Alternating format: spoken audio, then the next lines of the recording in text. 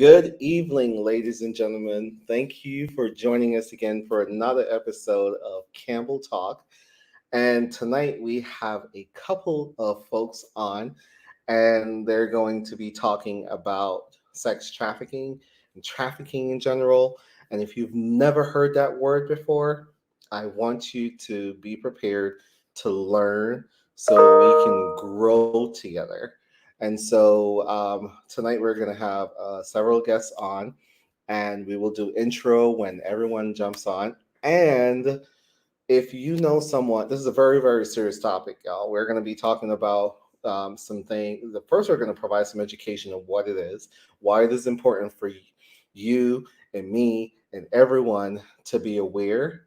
We're going to hear how we can, tips on how we can kind of like starve off this from happening. But also, we're going to hear from some amazing and talented individuals and the work that they're doing to promote the awareness and to prevent this from happening to people within our community. And specifically, it could just be the information here could also prevent this from happening to your family or your family members. So what I want you to do right now, if you are out there in Facebook and YouTube land, to like and share, call some family members or share with some family members so they can join, because we all have to kind of like each one teach one, and we all have to learn together so our community can grow together. And as always, it's important for you to know your status and get tested, because if you don't get tested, you don't know. You can't look at somebody and tell if they have HIV or not. So it's important for you to know your status. And the only way you can do that is to get tested. Your partner's status is not your status. And your status is not their status. Um, you know, you equals you. If you are a person living with HIV and you're undetectable, you're untransmittable. Find out what your options are if you're HIV negative and you are having multiple partners, to see if PrEP could be an option for you, or PEP. And also remember, like Dr. Sandra Anderson says, we're in it to end it. All right. And so we're going to get started and we'll be right back.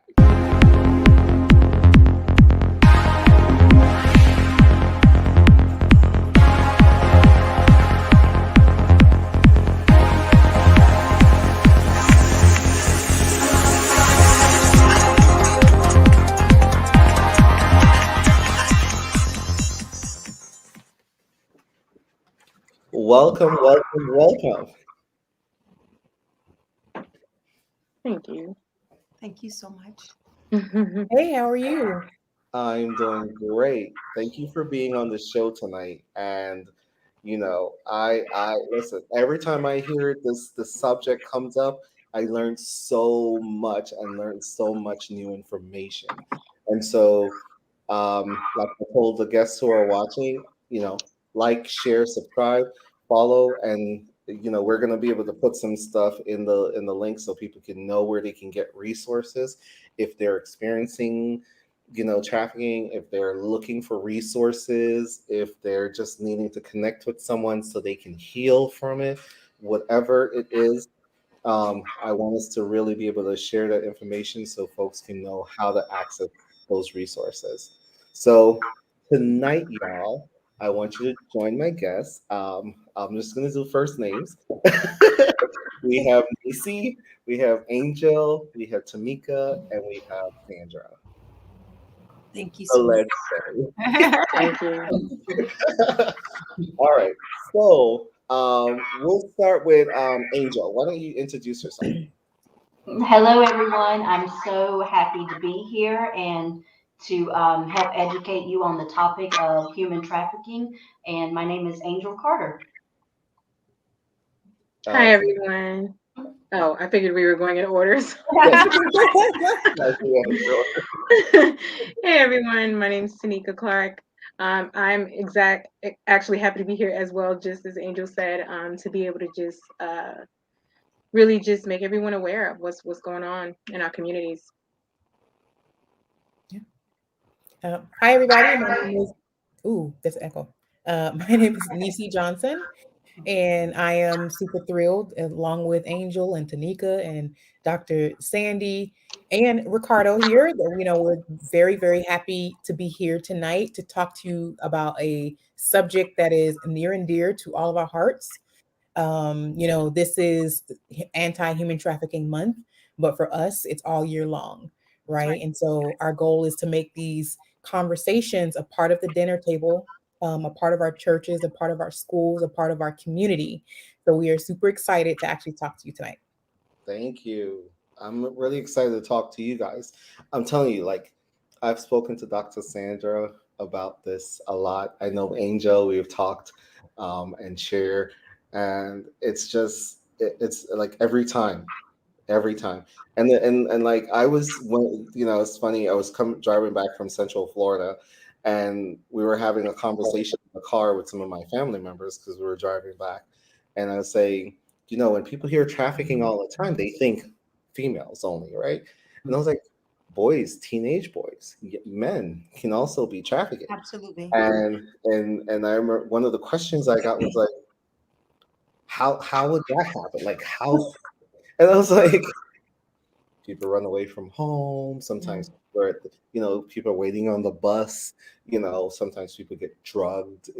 I mean, it can a number of different ways. But I tell them, I say, you better watch tonight so the experts can tell you. Yeah, I'm super excited to talk about that in particular. I want Sandy to go ahead and do her introduction, but Yes. that in particular, that subject is something I'm excited to talk about. How true, Nisi. Thank you so much. And Ricardo, thank you so much for having us. I'm Sandra Anderson. This topic is so near and dear to my heart because at 11 years old, I went through trafficking. Of course, it's not called trafficking to victims. We don't know that we've been trafficked, especially at such a young age. We don't know that we've been taken. We just know that something scary and horrible is happening. And we can't make meaning depending on what age we are. Now, sometimes we can be older, like you were saying earlier about young men who also go through trafficking, and we may have a better understanding of what's happening to us at the time. But at my young age, I had no clue, and I did not say it was trafficking. I just knew something horrible and something scary was happening to me again. So thank you for having us, Ricardo, and we're very excited to be here to educate your listeners and the audience, and it's going to save someone's life. Thank you. What I think we're gonna do also is that because to manage the echo, um, Yeah. we'll probably have to mute our mics while everyone is talking, because that might help a little bit. All right. And I just want to say something, Ricardo, before we get started, is there is a film, and I know that Nisi and Tanika, they are the ones that brought us into this amazing Taken Innocence Project docu-series.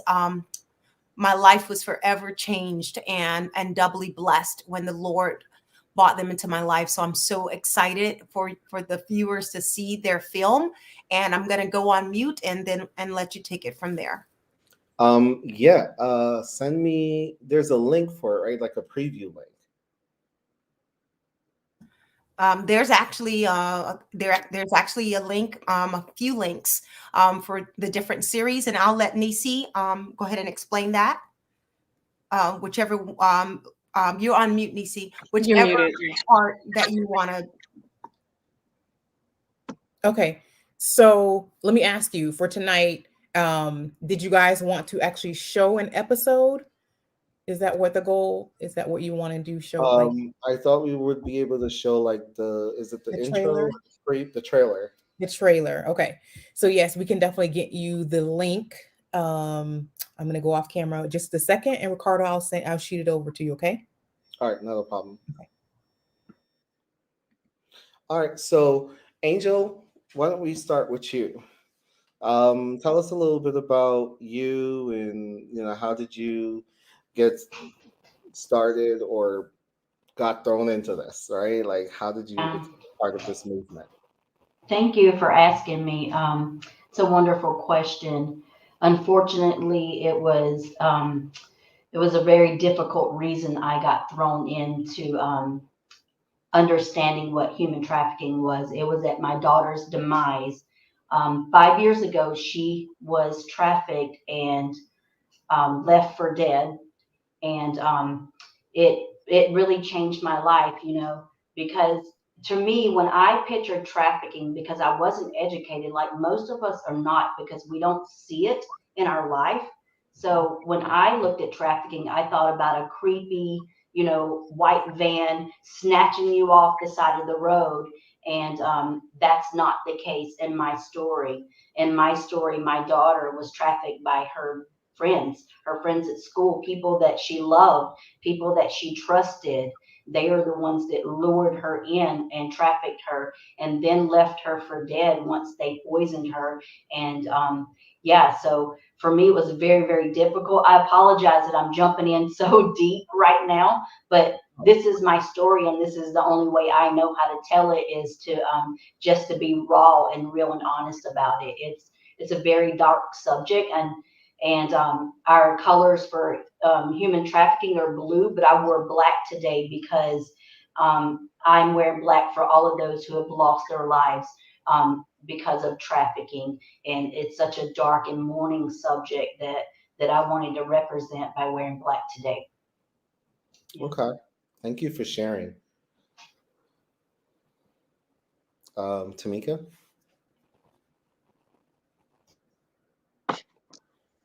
Hi. So I just wanted to say,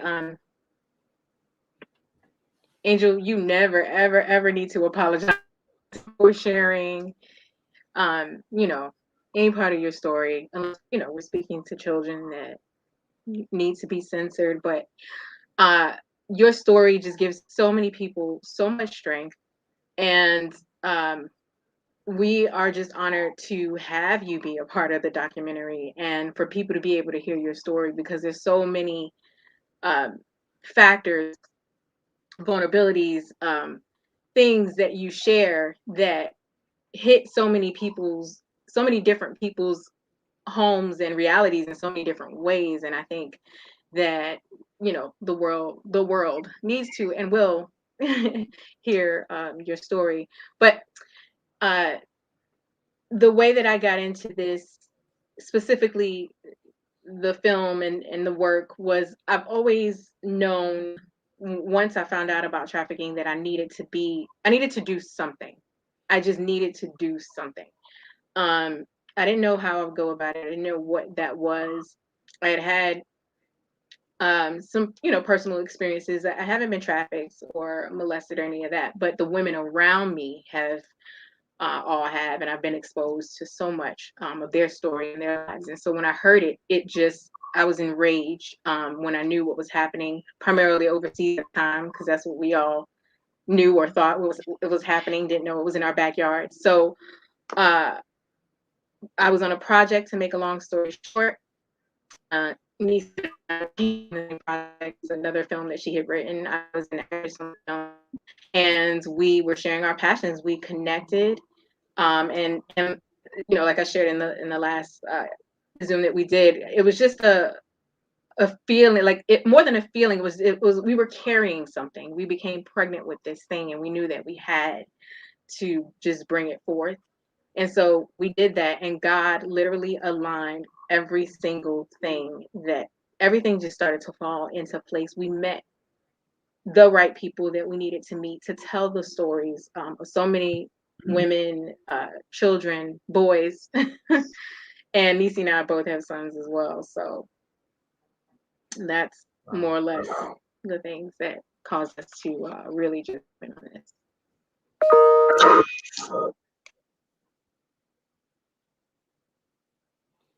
Um, Nisi? Yes, and I don't know if you've seen. I sent you the link. I don't know if you can see it in the chat. Yeah, Um, yeah, I'm trying to queue it up so we can share it when oh, at a particular time. okay. No problem. So yeah, so like Tanika said, we met on a set of another project that I had written on, and we were having conversations about sex trafficking. And I would say prior to that, and Sandy, you guys have heard me tell my story now 100 times. I think prior to being even involved in sex trafficking, I never really shared my own personal story, and I felt like I don't know, I didn't really have, I wouldn't say the need to, but the opportunity. I don't know if I really embraced my own personal story. And so for me, I grew up in a home where domestic violence was a thing. And in fact, I came from three generations of domestic violence. So my grandmother, my mother, and I grew up with that. And then it ended with me. And I'm saying ended with me because I feel like I have broken that generational curse over my own family. And so it was a price that I had to pay for that. And that price was when I broke out of the relationship, he tried to kill me 3 times in a span of a couple of months. And he went to jail, and I'm giving you the Cliff Notes version of it. He went to jail for almost 4 years for what he did to me. And when he got out, his family set him up with another young woman, very, very early 20s. She had 2 kids, 2-year old and a 3-year old. And then he killed her 6 months into the relationship. And so just knowing that he took someone else's life and that he had made 3 attempts on my life led me to really realize that God left me on this earth for a reason. But I had survivor's remorse because I kept asking God and I was questioning him. Like, this woman was a mother. I didn't have any kids at this time. I had a comfortable life. I wasn't contributing to the community. I didn't know, like, it surely wasn't like, okay, he wanted me to go to church, right? It had to be more than that. I just didn't know what it was. And I felt like I was failing God. And that was, for me, a very painful process just to get through to find out what my purpose was. And it wasn't until I started doing the research about human trafficking. And like Tanika said, I saw first overseas, and then I started to see that it was happening right here on American shores. And I was appalled.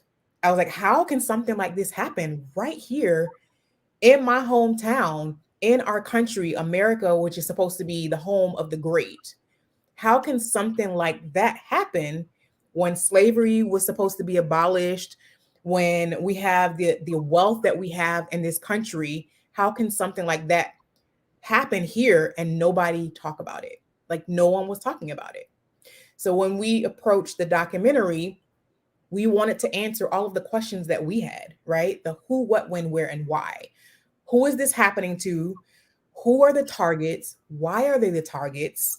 And why? Like, I one of the questions I had is, what is law enforcement doing about this? What is the FBI doing about this? How is this really happening in broad daylight and we are not talking about it? And so we interviewed our survivors, both Angel and Dr. Sandy. We interviewed the FBI because we wanted to get the, answer, like I said, all of the questions that other parents would be asking.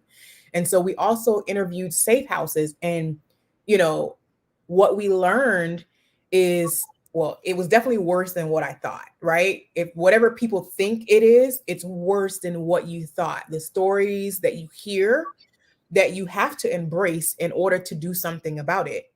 The stories are horrific, right? And so a lot of times as humans, we don't try to get involved in something until it actually directly impacts us.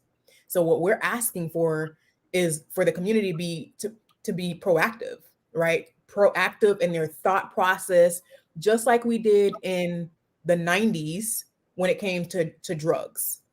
So that is kind of long, but Okay. that is No worries. yeah. And to the guests out there, feel free to put questions in the comment section. We will do our best to get your question answered live. So absolutely, if you have questions, just please write your questions in, and we'll do our best to do that, to get that done. If you have my phone number, text me. If you don't want to put it out there, text it to me, and I will definitely read it out live for you. Dr. Sandra? Yes, Ricardo. So same question. I'm gathering.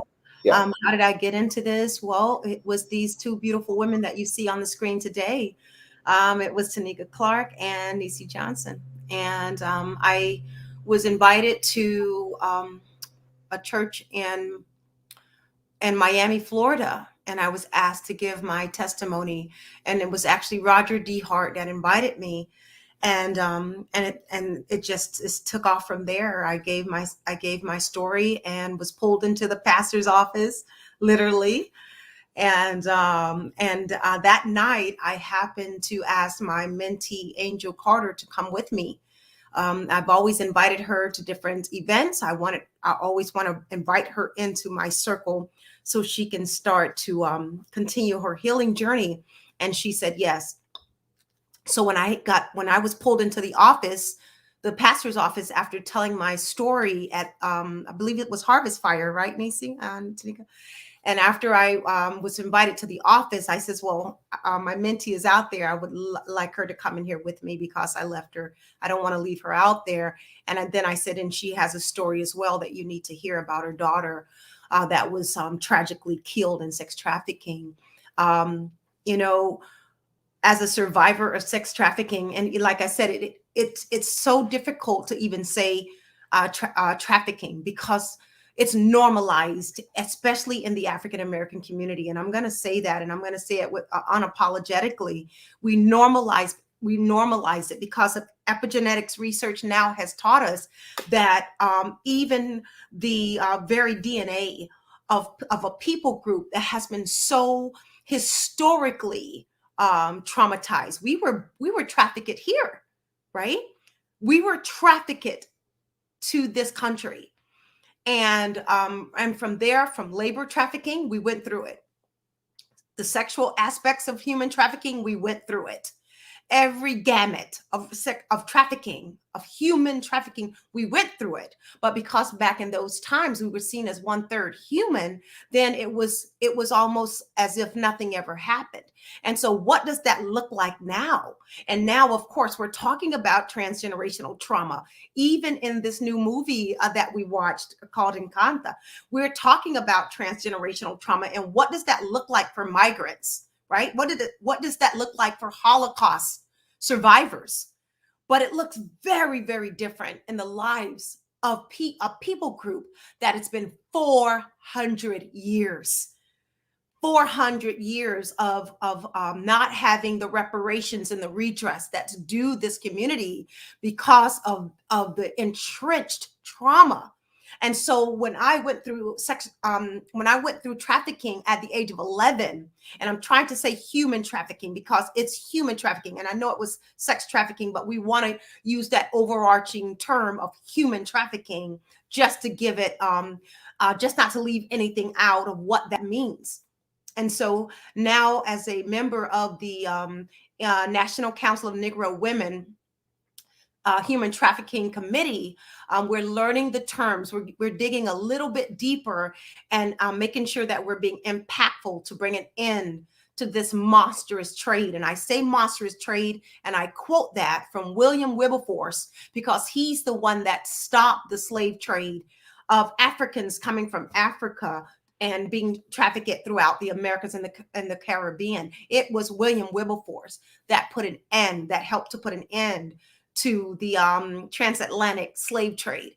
And so with that being said, again, Richardo, we're so grateful that you're providing a platform so more people can understand what is happening. And again, you may not even see it as human trafficking or sex trafficking or trafficking at all. But if you're being exploited, if you're being used for sex, if you're being used for labor, if you're being used in any way against your will, and sometimes, by the way, we buy into it.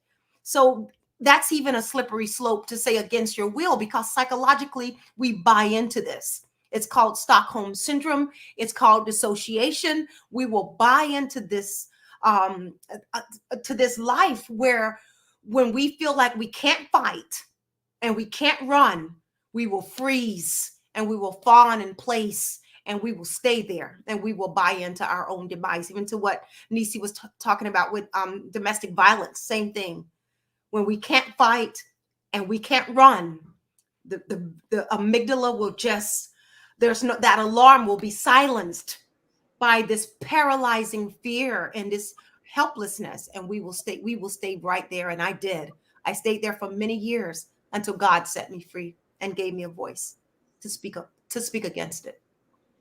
Thank you for sharing. Now, you touched on something, when you talk about human trafficking.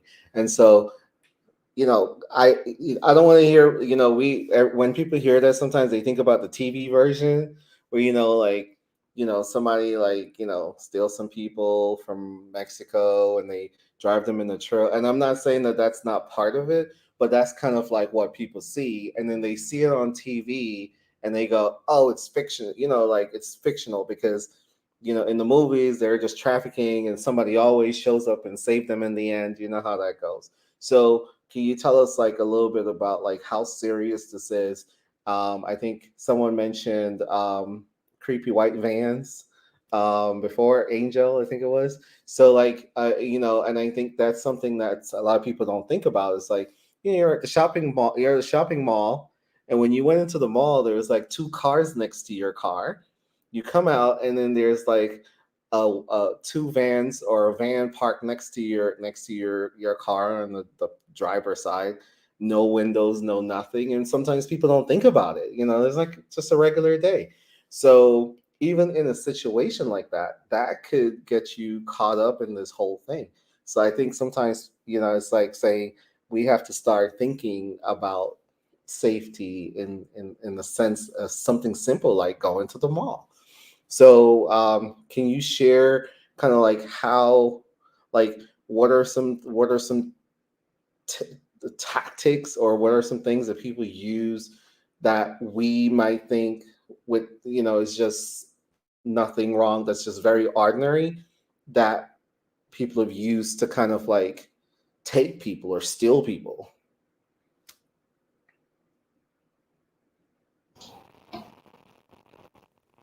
So I think I'll take that and then we'll go around the room. So I'll go very quickly. So I think one of the best tactics we can do, Richardo, is being aware, because we had a talk the other day about red flags, and I said there's no red flags right now. And what I did is I did an exercise, and I'll do it very quickly with us. Tell me what's blue, and if you can all unmute yourself just for a moment, just indulge me. Tell me, what do you see that's blue? The dress. Your dress and Tanika's dress. Okay, what's green? Do you see anything The green? book The in book behind behind you. you Yeah. and the leaves. Okay, one more question. What's black? What do you see that's black? Angel's dress, the picture that says gratitude behind Okay. Richardo. Okay, thank you so much. Now close your eyes. No peeking. Close your eyes. What's close your eyes for me, Nisi, and tell me what is purple.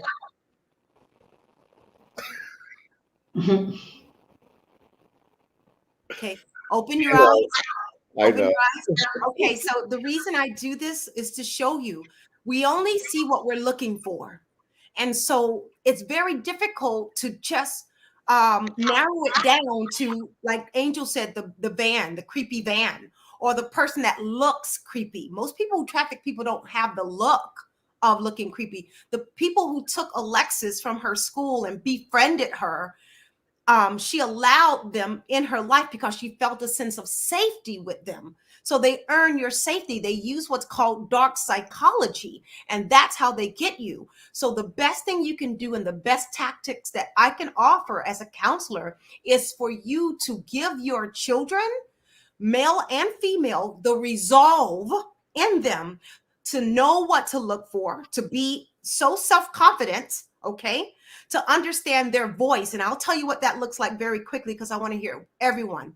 I ran a camp called Camp Nana years ago. I have 16 beautiful grandchildren right now. Back in those days when I ran Camp Nana, and I say back in those days, that wasn't really long ago. That was like 2010 to 2011 when I was working at the school district.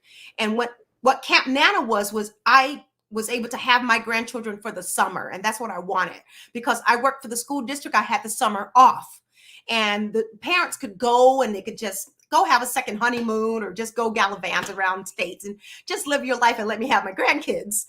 for the summer, and I had a full curriculum with them. Spanish, they had music lessons, they had dance lessons, they had to get up and we made breakfast. But one thing I added to this curriculum was safety. And I became a person called Jeffrey. And they would laugh and giggle because they just saw grandma, acting funny. But this was something that I needed to teach them. First of all, confidence. So I said, you're driving. And of course, here's my grandchildren, and they're like 6, 8, 10, and another little one. And they're like, Nana, we don't drive. I'm like, you're driving today. And you're driving. And where do you park when you go to a store? And make a long story short, you park under a light. You always stay in twos. You never be alone. You don't look down. You are not on your phone, right? So we went through a role play. I didn't tell them. I role played with them. And then I say, you're not on your phone. I say, but what if Alicia, which is my granddaughter that just danced at the Roar graduation, I said, what if Alicia's on her phone and she forgets? And then here comes Jeffrey. So Alicia pretended to be on her phone. I came up behind her and I grabbed her. And I mean, I really grabbed her. I say, what do you do? Of course, she giggled and laughed because it's me. I says, no, you need to fight. And I grabbed her. I said, you kick, you fight, and you scream. You use the best voice. The best weapon you have is your voice. And we went through that over and over again until they were so confident. They were so loud and they kicked. And I taught them how to kick the shin, the knee, the groin. I taught them all of that. So the best tactic to your question, Richardo, that you can do is don't teach red flags, because the red flag is really a rainbow flag. People are going to find out what you like and they're going to find their way into your heart. The best thing you can do is teach your children the resolve. Teach them that a friend doesn't mean codependency. Okay, it doesn't mean codependency. It means you're self-differentiated from your friend, and then teach them their voice. So when something happens, whether it's a school shooting or someone actively trying to take them, you teach them how to fight. You go through the role play with them, because if they have that point of reference, they're going to know what to do. And I'll pass that to someone else, the same question, if that's okay. I just want to say, I just want to piggyback off of what you said in the beginning.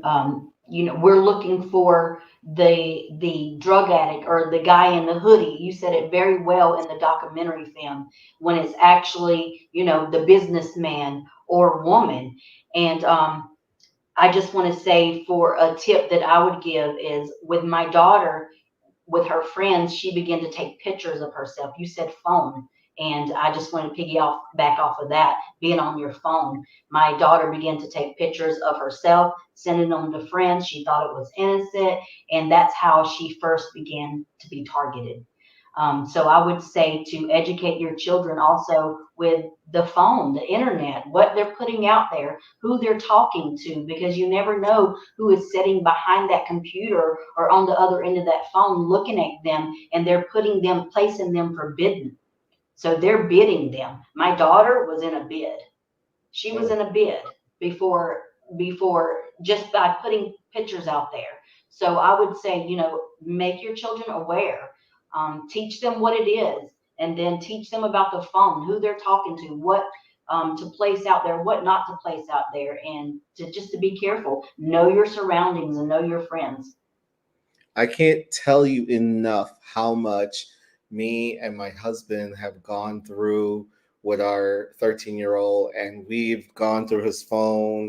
We go through messagings with him. And when we see little things of how certain things are being communicated, we use that as examples to talk to him about why he shouldn't be having these conversations. Or like recently, he was thrown into one of those group chat things, and his phone kept dinging and dinging and dinging. And I'm like, there's like 50 people in here. And I was like, who are these people? And he's like, I don't know. My friend added me to this group chat. And I was like, let's talk about your friend. How long have you known this friend? And we started going through.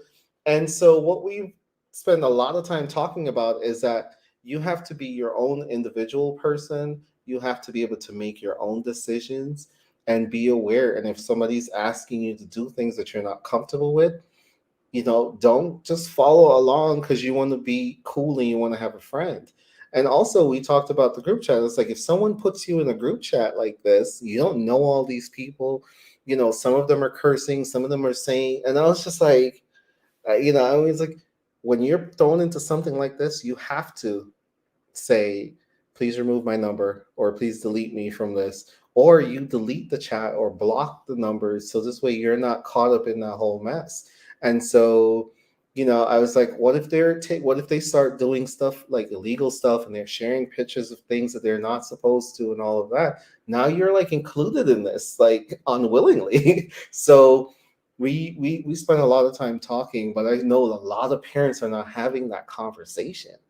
And so it's like, where do I know I love your Jeffrey role play. I think that's really awesome. But like, where do parents start? And I think that's the question that like a lot of folks would be, asking, like, where, like, yes, start with the conversation, but like, Yeah. I think for me, I started first with talking to my son about boundaries. I feel like before you can even talk to them about sex trafficking or anything like that, you have to first start with what they can understand, and that is what's in their domain, right? So, and it was even from the standpoint of, even if you don't want mommy to see, right? Even if you don't want me to see you, with your clothes off, it's your right. You can say, I need privacy. And that is okay. I won't be offended, right? You can close, and he started exercising it. You can close the door, and and that is your time, that is your privacy. And I explained to him that some people don't understand boundaries, and that some people will still try and touch you and make you feel uncomfortable, but they will convince you that it's okay, or they'll try to convince you that it's okay. It is not okay. If anyone touches you and you are not comfortable, you tell them no, you set that boundary. And if anybody crosses that boundary and you're not comfortable, you tell me. And I said, and people will tell you that they will hurt you, that they will do something to me, so you won't tell. And I said, you better know that I will claw this entire earth to protect you. So don't let anybody tell you that, don't tell your mom or don't tell your dad because I'll do these things to you or to them. I said, don't you even worry about that because I will protect you. And so we started with like that. We started with that conversation. And then we moved into, I had to correct because he had his own perception of what he thought having sexual relationships were. And so when I felt like he was old enough, I started to have that conversation, and I gave him what I felt like, that meant, right? For adults, right? This is for adults. And, like I said, we had those conversations, and then he's also seen the documentary. And then I explained to him what trafficking is, what slavery is, and it does happen to kids. And so I think starting with boundaries, and if you've had that conversation, if you had the conversation about intercourse before their friends start telling them about it, or before television, you have to have those conversations first. And then I think it's easier to explain what trafficking is. Absolutely. Anyone else? Yeah, I would have to agree with Nisi. That's also where I started with my son, and it's where my mom started with me because she had been abused. Um, Once children become aware of their voice, because that's what gave me power, and my son exercises his power as well, his voice. I think that once they know that they have a voice and that they can use that voice, that's powerful.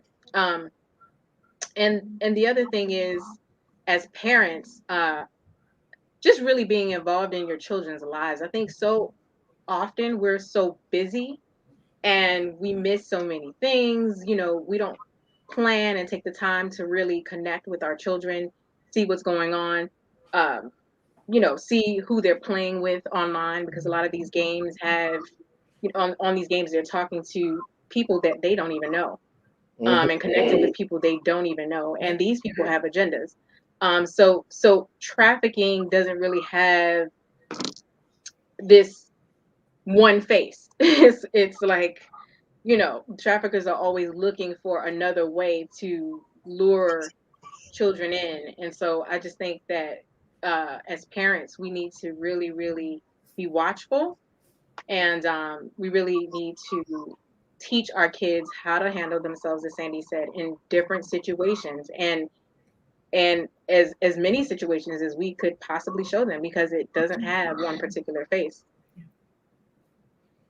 I can tell you, I spot check my son's video game thing. He has the thing, and he's on there like doing whatever. And he gets on the game, and he has the headset. And I'll come in sometimes when he's playing, and I just take the headset and put it on, and I'm like, all right, I'm just listening because I want to hear for myself what's happening. Or sometimes, I'll listen. I'll hear him like answering certain questions, like if someone's asking him something, and I'm like, who's that?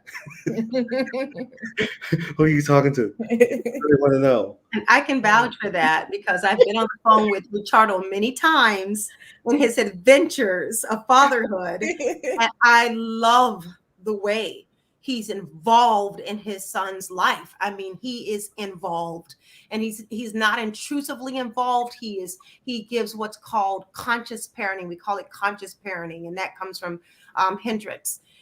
Giving the love that heals, a guide to conscious parenting. And I've heard you, Richardo, and I'm telling you, I've seen you teach your children what's called self-efficacy. And I believe that's what's missing. They're missing that self-efficacy because they're not allowed to be their own individual human beings. And then something very important that Nisi and Tanika alluded to was making sure your children have a voice. Oftentimes in our culture, we teach children ought to be seen and not heard. They can't talk back, especially in the African-American culture. OMG. I was scared to death. I didn't even know my mama's name until I was a teenager. I'm telling you the truth. They would ask you, what's your mama's name, Mama? Mama. We wasn't allowed to call her Lily. What? We get slapped. You see what I'm saying? So children need a sense of self-efficacy, and they need to know how to steer their lives. When you taught your son, Nisi, baby, let me know if you're uncomfortable with me seeing you because you changed his diapers. Right. You bathe him. You watch behind his ears and you bathe him and his private parts until he was old enough to do it correctly. And we know boys take a little bit longer. Listen. Don't write me. I will not answer. I'm telling you the truth. They'll splash and be gone to get to the next Sandy, game. we could have a whole nother show on that. Okay, a whole nother one. And when amen, Nisi, and when Tanika talked about her son and the way we're parented, listen, we're parented oftentimes according to the way our parent has parented us. Yeah. Our parents have told us many times, all these ideologies, where did they come from? Don't put a hat on the bed. Don't wash your clothes on New Year's. Yeah. Eat the greens and the black eyed peas. Why? Where did that come from? What does it mean? For good luck. Don't let a man enter your door or a woman enter your door on New Year's. I'm sorry, I got it mixed up. Put a straw in your child's hair and it's going to stop the hiccups. Put a plastic bag on the forehead and it's going to do so. I'm sorry, I got it all mixed up because it was so many. But we take these and we apply them to our life. And you know what? These traffickers know it. These buyers know it. They know of the breakdown of the family. They know how to get into the children's heart. They know mom and daddy's going through a divorce and parents are tired and they're trying to make ends meet and they're trying to pay bills and they are not monitoring these phones. This is the best and worst invention in humanity, because I can't tell you how many times, even with my nieces, I would take their phone and I would see them pulling their pants down, showing the lower part of their hip and doing a number like this. And I'm like, what's going on with this picture? Like, what's going on? And I had to talk to the parents about putting Bark, B-A-R-K. It is it's an app that you put on your phone and you block these sites and you take the phone. Why do your children have their phone 2:00 in the morning? Why are your children on their cell phones? This is not conscious parenting. Yeah. But let me finish with saying this here. use this analogy, and because I love it, and I think what you said, Nisi, really helped me see this when I saw you telling your son he can close the door. Oh my gosh, that's novel. Like, that's not allowed. I would take the hinges off your door. You know, how many times have you heard that in our culture? But you told your son, darling, if you feel uncomfortable at any time, you know what? I'll knock. I'll give you that privacy before coming in your room. You're teaching your son how to drive. And what I mean by that, I'm going to ask you a question, and I pass the question on, and then Richardo, you take it from there. What happens if there's no lines on the highway while we're driving? What happens if we're driving and the lines are just mysteriously removed? And the lines I'm talking about is those lines that shows us what lane to stay in when we're driving on the highway. Right. Go ahead and answer the question, and we'll take it from there. Oh, to me, it's simple: trafficking, right? So I look at it from the standpoint of, to a trafficker, there are no lanes, there are no boundaries, right? So the purpose is to make money, right? And they're going to make money by selling human flesh, right? And so to them, that is not a person, just like we weren't thought of as a person back in the days of slavery. Right. I say this all the time. Slavery, right? Slavery, it ended, right? Because it was the right thing to do. But we have to think about the money that was being made from slavery, the wealth from this country, not just our country, the world, the wealth in the world. We talk about the richest people in the world. The richest people are the kings and the queens that are in Europe, right? Because, you know, they basically supported and founded slavery, and basically that's how they built their wealth. So when we said we abolished slavery, you couldn't convince a whole group of people that it's wrong. Amen. They're just going to do it in the dark. So these are still underground transactions that are still happening today. And it's to me, still an extension of what was happening in the past. So we're, like you said, we're not new to this, right? But we have to remind ourselves that we're not new to this as a people, and really call it for what it is. And I like what you said earlier, that don't just call out sex trafficking, because I feel like when people separate sex trafficking from human trafficking, on all, there's, you know, the different types of trafficking, then we lower the numbers. It's still the same group of people impacted. It's still the same people or persons that are being sold to do work, whether it's sex work, whether it's construction work. It's still a group of people that are forced to do labor against their will and not being paid for it. And so I think that like I said, with trafficking, there are no boundaries to a trafficker. There are no lanes, right? So no lines, no demarcations. Yep. Angel or Tanika?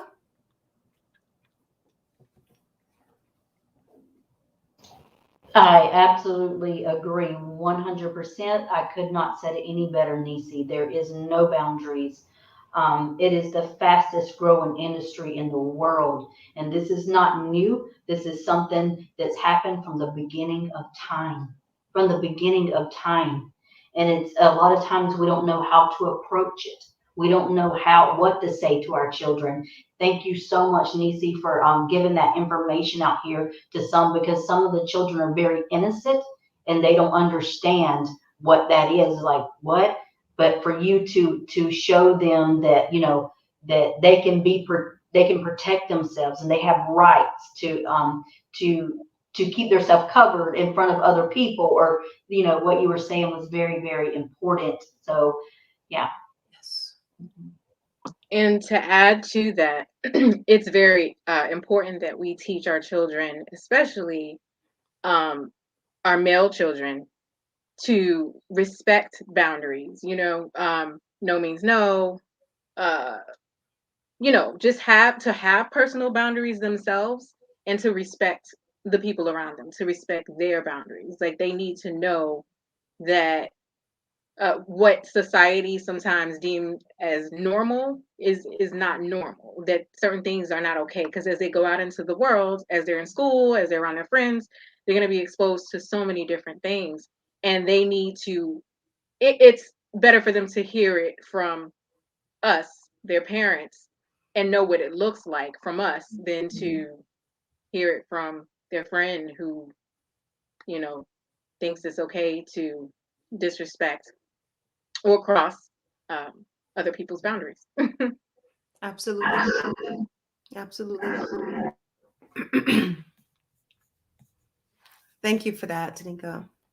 I wanted to also add to what you were saying earlier about Bark, right? So, if anybody is interested in an application like that, and you have Verizon, Verizon also has Family Link, and I think most of the cell phone services now offer some type of program where you can actually. So, for example, if my son goes to try to download an application, it sends me a request to my That's right. phone to approve it, and then I also can actually monitor how much time he's on the internet and actually set blocks of time to say you can only play it for 1 hour a day during the week or not at all Monday through Friday and only 2 hours on the weekend, so you can actually control and limit what they see and what applications.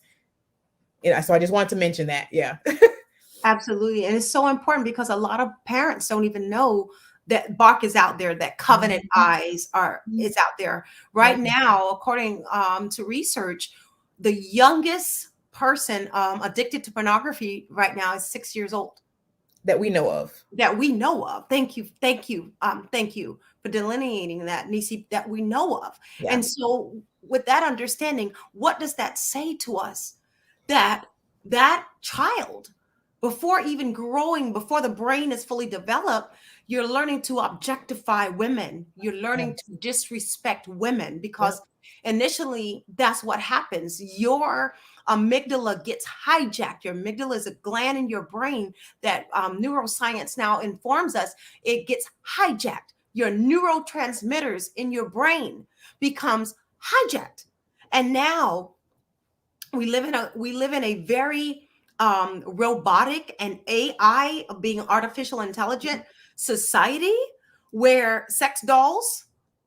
We've graduated from sex toys. Now it's sex dolls and things like this that further feeds that deviancy. And I'll tell you what that looks like in real life. While we're waiting for Richardo to come back on, is Jeffrey Dahmer. So, as a psychologist, we do research on different movies like Split. I don't know who is listening to me or one of our members here have seen this movie called Split. And it's about DID, which is dissociative identity disorder. We used to call it multiple personality disorder, but we don't refer to that anymore in the DSM. And so now we understand, where is that coming from? All these psychosis is developed early in childhood, oftentimes below the age of 9. So what is happening to children below the age of 9? Well, we know that divorce is 50% and more right now in our society. So divorce is happening. That's a grief. Moving, that's a grief. Domestic violence in the home, another grief, and trauma. Okay. All these things equate to grief and trauma, and it makes a personality like Split. And then Jeffrey Dahmer. Most of us know this gentleman, Jeffrey Dahmer, because he made news for what he has done to men, abusing them, killing them, and then consuming them. And now that our host is back, I'll pass it on to him. I was just mentioning what makes this deviant behavior. And before Jeffrey was killed in prison, he left us with a gift.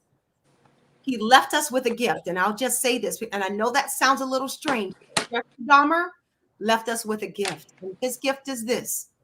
He said on tape what caused him to become the way he was, to become the way that he had this insatiable desire to do what he did, to snatch people, to rape them, and to ultimately kill them, because he said the urge got worse and worse and worse and worse. Because when you feed that urge, whatever you feed gets bigger, right? Whatever you starve will eventually die. So with that being said, he left countless interviews on saying that he needed to be arrested, that if he wasn't arrested, he would continue to rape and kill and be a carnivore for the people that he took. And we know that with sex trafficking, with porn use and things of that nature, the neurotransmitters needs more to get that same impact that you've done before. It's almost like cigarettes. If one cigarette satisfied me in 2010, I'm going to need at least 10 a day now, and then on and on and on, because the body gets used to that. And as it acclimates to that, it needs more and it needs more. And the same thing is true in these sex buyers and in human trafficking. Back to you, Richardo. No, thank you for keeping the conversation live and going. I had some technical difficulties here. So my computer like totally just shut down for whatever reason, like in the middle. So I am live with you right now from my phone. So that was shocking to me and threw me off. But I was watching you guys continuing the conversation on Facebook while I was troubleshooting the issues behind the scenes. So thank you guys for keeping it going. I did have the video queued up on the screen to show, but it doesn't even come back on yet. So what I will do is wait. If you need me to share that, I can share it, Richardo. Yes. So if you wouldn't mind doing that for me, just putting it in like full screen. So thank you guys for joining us. This is Campbell Talk, and today we have Angel, Nisi, Tamika, and Dr. Sandra on talking about human trafficking and red flags, tips, how to talk to your kids, how to recognize, what's going on, some things that we can do to avoid this from happening, and starting early, and to also understand this doesn't just impact women or girls. This impacts all of us, boys, men. And so they have a docuseries. Is it a docuseries? That talks about trafficking and people sharing their stories. And so we're getting ready to show you the trailer for that docuseries. And then we hope that not only will you watch it, we want you to actually go on and watch the series. And we also want you to share the trailer. And in case you're like just wondering, like, okay, how do I begin to have this conversation, right? Because you might have teenagers and preteens, whatever. Watch the trailer, watch some of the docuseries, and I'm sure that you'll be able to use one of those docuseries to begin having those conversations. It's so very important that we do that. Me and my husband. Thank you, Dr. Sandra, for echoing some of the things that we've been saying, and we've had so many conversations. But my husband is a big part of that too, because we bounce off each other just to make sure that we're providing everything that our children need. And so it's so important. Like we feel sometimes we're like, are we holding the bag too tight? Are we holding the string too tight? And we're like, okay, you can go, but we're like sitting in the car. Right. And we're like, okay, we're like this, and he's a boy. Can you imagine if we had a girl, a daughter? And so it just blows my mind sometimes when I see, like how some parents are with their kids, and the girl, they're like, where's your daughter? I don't know, she didn't come home yet. She's like, Exactly. I was like, what? They tried to play a trick on me the other day, and I came home from a meeting, and it was kind of late, maybe about 11, and my son was hiding somewhere in the closet, and I said, where's Michael? It was the first question. 1, 2, 3. Okay, somebody's missing. Where's Michael? And my husband was like, oh, he didn't come home from school yet. I thought he was with you. And I was like, don't play. Don't Oh, play, because we are about to go turn over this school. We're about to go turn this neighborhood upside down. So and I was like, no, y'all was playing with me, and sure enough, he was hiding. I was like, don't. But a lot of parents aren't like that, and so we have to, if we're serious about protecting the next generation of individuals and protecting our legacy as a community, as a people, we Yes. have to pull your neighbors. Say, listen, we got to talk. We got to talk about this. Hold community meeting, have community meetings, have whatever we need to do. All these things that we do to support our community, let this be a part of that. Let conversations be a part of that. I don't Yes. know. I have that video ready. Whenever you're ready, Richardo. I am ready. I am ready.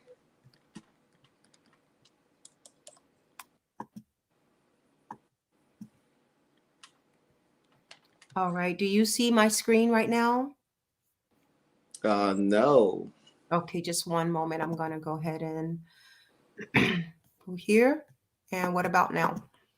Yes, we can see you, Okay, but not the video? not the video. did you click share screen? Mm-hmm. Yes, I did. It's sharing now. It says it's sharing. Let's see. Yeah, it said it was sharing. Hold on. Let's try that again. Just one moment. I have it pulled up. I see it here on the side. So I know it's shared because I see it right here in the side. Let's try that again. Share this tab. Yes. And what we're gonna do too is that we're gonna include the link in the. Daughter named Alexis. Okay, we hear it. Okay, so let's see if I can continue with that. And do I need to come on the camera to share, or can I just share it? It should be able to just share without me coming on screen. Is that correct? Yeah, you should be able to share your screen. Okay, so it says share. Let me see if I can do it. Okay, here we go. You see it now? Nope. No. Let me see if I can do it. Hold on. Okay. Yeah, I'll let you go ahead and try. And she used to love to sit on my lap, and she would take her finger and she would twirl Stop my it. hair. Yeah. And it would be so annoying, but I Can you see my screen? Okay, let me come back. I see you, Nisi. Okay, let me click this one. It says stop screen. You're in. I can see the shared screen. You guys don't see another. Yeah, No. same with mine. It shows that it's sharing. It shows it in the queue here and everything. But for some reason, I think I have a Still don't see daughter it? named Alexis. No, we keep hearing the audio though. What Yeah. does it look like on Facebook though? Is it showing? All right, let me check Facebook. Yeah. Oh, yeah, there you go. Because I'm sharing it from Facebook. And for some reason, it's, hold on. It says sharing. Yes. Okay. I see it.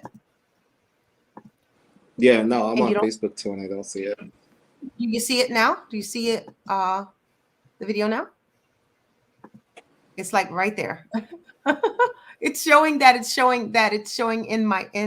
StreamYard. Yeah, that's how it so was for me strange. too. I don't know. That's the strangest thing. So we can put the link there. I think, if anything, we can definitely put the link on. Yeah, I'll definitely put the link out so this way folks can take a look at that. So, yeah, no.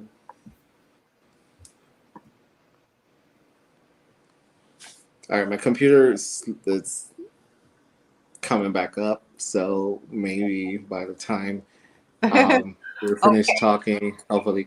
All right, so Angel, Angel, we'll start with you. What would be like a takeaway that you would want parents to kind of like understand or do in relations to human trafficking?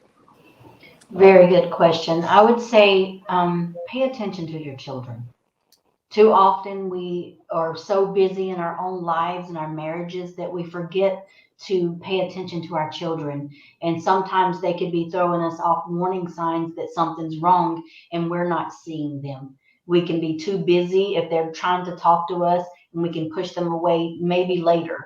But they could be trying to tell us something very important, that they just was raped or somebody's after them, or so it's very important that we pay attention to them, what they're watching, what they're listening to, have conversations with them, keep them involved.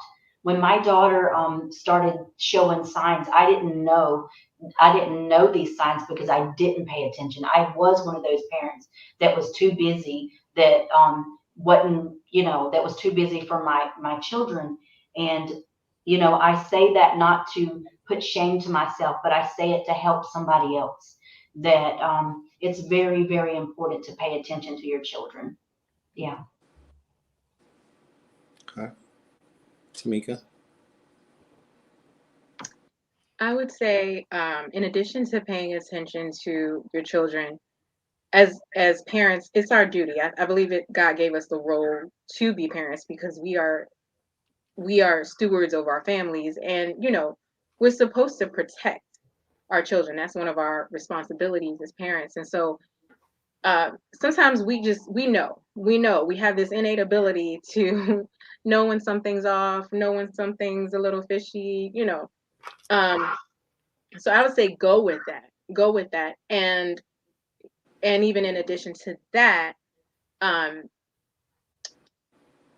listen to your child, because oftentimes children are saying things that they might not be saying directly.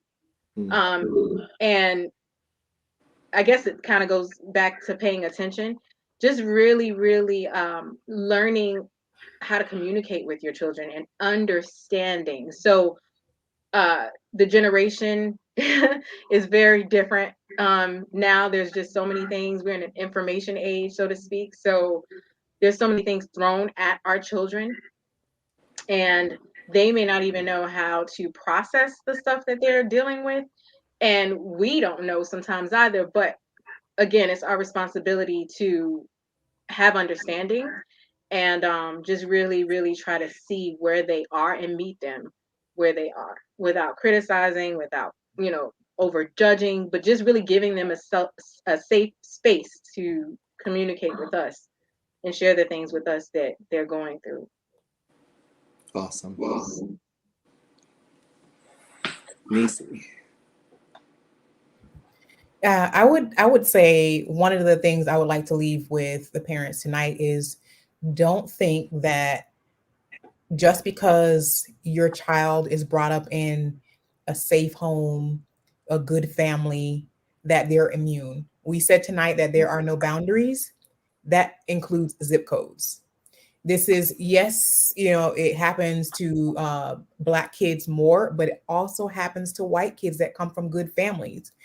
And what people don't realize is that your child can actually be trafficked and still make it home for dinner. That's right. Right. So I think we think that it's always they're going to be kidnapped and we're not going to see them again. No, a lot of times it's a mental thing where they're kidnapped in their mind. Right. And so someone is able to convince them. It may not be food or shelter, but if your child has a want that trafficker can convince them is a need, whether it be new sneakers, a video game, whatever it might be, a card to play more video games. These are things that traffickers use to entice kids that come from good homes, right? And before you know it, they sign up for something that they didn't bargain for, and they're afraid to come and tell you about it. Wow. So I'll also say is, make sure that your kid knows that no matter what they do, you're always going to love them. And so that's the conversation I also had with my son. No matter what, there's nothing that you could ever do to make me stop loving you. You might do some things and I might be upset. And I said, but when I get upset, am I okay? Like, am I okay in an hour? Am I okay the next day? And he said, yes. And I said, exactly. So if I'm upset with you, it won't last long. I'd rather you tell me if something happened and let us deal with it together as a family than not tell me. There's nothing you can ever do that would make me stop loving you or make me angry enough for you not to tell me. So I think that's what I would like to leave with parents tonight. Okay. Dr. Anderson. Oh, I'm so full from what I've heard from Tanika and Angel and Nisi that I'll just leave this analogy with you. Um, Evil gets in through the cracks, right? That's how it gets in. I want to look at the family, and that's why I became a counselor of marriage and family therapy, because that's how it gets in. It gets into the family. I want you to think about being in the wild. Think about the family, the animal families in the wild. They run in packs. They stay together because there's safety together. It's when one of them get left behind, one of them fall behind, one of them are missing, one of them are the misfit, the black sheep, and they get missing, and evil gets in through the cracks. It's just like it's like if you have a crack in your window, you know a bug gonna get in. Y'all know we don't like bugs, especially the big metal bugs. Yeah. Oh my gosh. And don't let it get in and then you can't find it. Right. Ain't nobody going to Sleeping tonight. Nobody. Especially those big palmetto bugs. Okay. That We fly. know they get in through the cracks. And we need to understand the emotional cracks in our family. That's how they get in. I can't say it best, and these ladies have already said it. When we leave an emotional hole in our children because we're not seeing them, we're not hearing them, we're not hugging them, we're not loving them, we're not filling them up, letting them know that there's nothing they can do that's going to stop us from loving them, that we're going to always be there. But it takes us being healed enough to do it. As a parent, I wasn't there. I could not give my children what I did not have, right? Because it wasn't given to me. So this is transgenerational. So I had to get healing. I had to self-differentiate. I had to get self-efficacy. Then I was able to tell my children, you know what, baby? I'm sorry. You know, I was so wrong about so many things because I was so young. I was a mother at 13 years old. What did I know about being a mother? You know? And so and that's coming from a life of trafficking and trauma. So it took years, even in my motherhood, to get whole and to get healed. But we have to lose the ego. We got to we got to kill the ego that won't allow us to tell our children, you know what, baby, I'm sorry. I missed it. I missed the cues. I didn't cue into you. I wasn't attuned to you. I was too busy trapped in my own trauma, my own issues, my own relationship issues, you know? And especially with us as women, we feel like we need somebody, anybody, at the sake and at the risk of our children, right? And that's where we have to be able to apologize. We have to become aware. Listen, it's never too late to start again. It's never too late to reparent. It's never too late to gather the family back together and seal up the cracks. Right. Seal them up in your family. So I'm after the family, because if we can heal our family, no supply, no demand. That's right. No supply, no demand. We have to heal our families. And the last thing I'll say is there's no healing without the wonderful counselor of Christ. He is the wonderful counselor. And because he came into my life and he healed me and he made all things new, despite going through trafficking, despite trying to commit suicide and was in the back of an ambulance, get my stomach pumped, despite being a crack addict arrested on national TV, despite being a woman just out of her 20s and being diagnosed with AIDS. Despite everything I went through, he makes all things new, and it's never too late. Don't ever let anybody tell you it's too late or your life is over. That is a lie from Satan himself. He is a liar. He's the father of lies, the Bible calls him, okay? So just know it's never too late to start your life again and to heal your family. heal your family. And Bowen systems theory, that's the psychologist that informs my practice, along with biblical principles. I promise you, if you're teachable, it's fixable, and you can save your family and save your children from ever being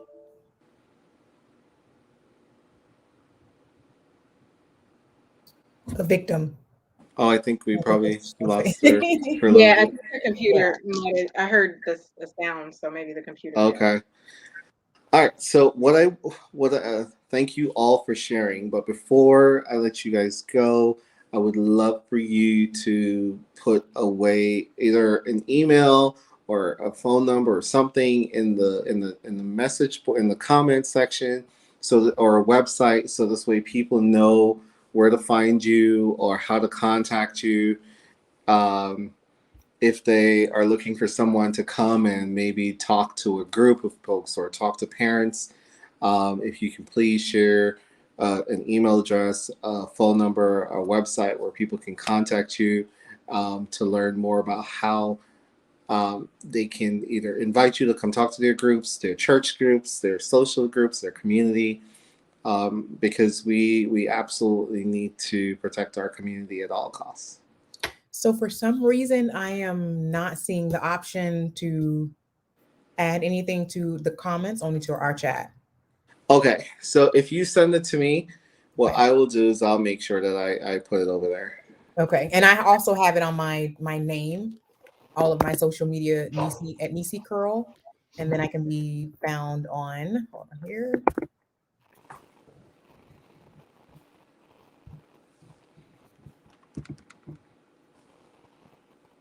Yeah, where my computer went all the way blank. I was like, oh no, what happened? In the meantime, just to say it vocally, in addition Yes. to writing it down, for the film project, all of our social media handles are Taking Innocence, and that's Facebook, Instagram, yeah, and I believe that's and YouTube. Yeah, the trailer is on YouTube as well. It's all Taking Innocence. Awesome.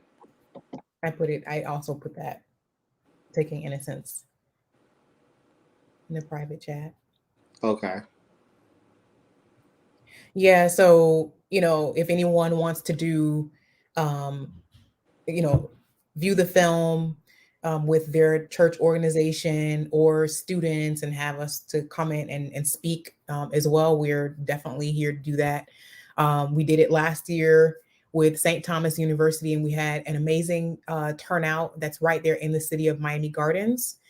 And just what we learned, and I think you started with it at the top of the hour talking about boys. We had a couple of men, very young men, that came and said that they were trafficked as well. So a lot of times the numbers when it comes to men, I believe, are unreported. The statistics show 1 in 3, but I believe it's higher than that because men are just not going to come forward the way women will. Yeah, absolutely. We had a gentleman on